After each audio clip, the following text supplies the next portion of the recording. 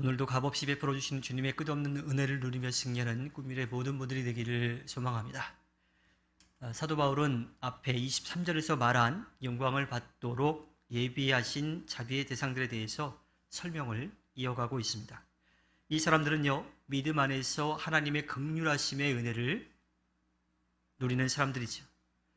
그들은 유대인들 안에서만이 아니라 이방인들 중에서도 부름을 받았다라고 합니다. 이미 사도 바울은 6절에서요, 유대인들의 불신앙의 이유에 대해서 설명을 하면서 혈통을 따라 이스라엘의 사람이라고 모두가 다 이스라엘 사람이 아니라고 이야기를 했어요. 그것은 혈통이 아니라 믿음을 통해서 구원의 은혜를 누리게 되기 때문이죠. 그래서 이스라엘 사람이라고 모두 영광을 받도록 예비하신 자비의 대상이 되는 것은 아니라고 말합니다.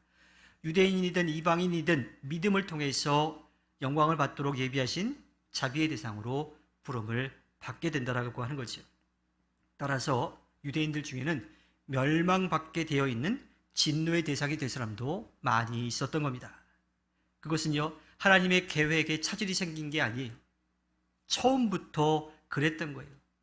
사도 바울은 구약의 말씀, 특별히 예언서의 말씀을 읽으면서 그 말씀을 들으면서 그 안에 담긴 하나님의 말씀을 깨닫게 된 것이죠. 그것이 호세아 2장 23절, 또 호세아 1장 10절, 이사야 10장 22절부터 23절, 이사야 1장 9절의 말씀인 거예요. 내 백성으로 세움을 부름을 받았지만 백성으로서 그 역할을 감당하는 사람이 있는가 하면, 처음에는 내 백성으로 부름을 받지 않았지만 믿음을 통해서 하나님의 자녀가 되는 은혜를 누리는 사람들이 있을 거라고 하는 거예요. 사도 바울은 이 모든 것이 하나님의 주권 아래에서 이루어지고 있는 것을 알았습니다. 물론 사도 바울에게도 이해되지 않는 일들이 분명히 많이 있었겠죠.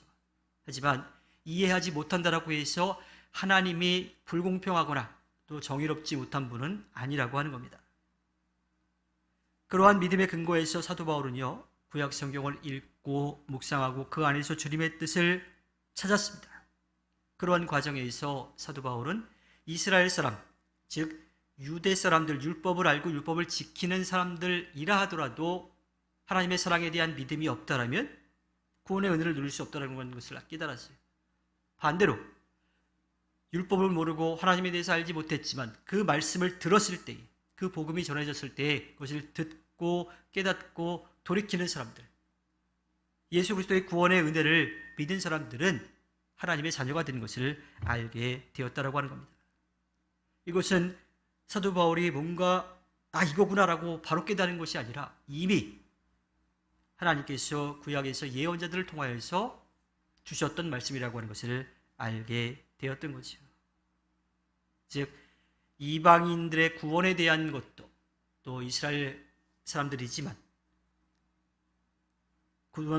구원의 은혜를 누리지 못하는 사람들도 있을 거라고 하는 것을 알게 되었습니다. 왜 그런지 이해할 수도 설명할 수도 없지만 그것이 하나님의 주권 아래, 하나님의 역사하심 안에, 또한 하나님께서 이끌어 가신 안에 있는 것을 안다라면, 그것이 하나님의 뜻이라면 그것으로 충분한 거죠. 하나님께서 하나님의 방식으로 하나님의 시간에 하나님의 뜻을 분명하게 이루어 가실 것이기 때문입니다. 그리고 하나님의 사랑 안에는 그것을 믿고 깨닫고 따르는 사람들, 그들에게 제한이 없다라고 하는 거예요.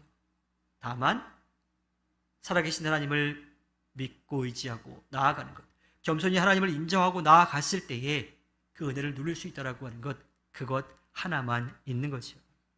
사도 바울은 자신이 그 전에 많이 알고 있었던 것 가운데 깨닫지 못했던 것을 주님 앞에 겸손한 마음으로 섰을 때에 알게 되었고요. 또 그것을 자신의 생을 다 바쳐서 전하며 살아갔습니다. 모든 것이 하나님의 은혜임을 깨달았던 거죠. 주님께서 허락해 주신 오늘 하루를 살아갈 때에 우리를 사랑하시는 주님을 믿고 의지하여 구원의 은혜를 누리는 꿈미래의 모든 분들이 되기를 주님의 이름으로 부탁드립니다. 기도하겠습니다.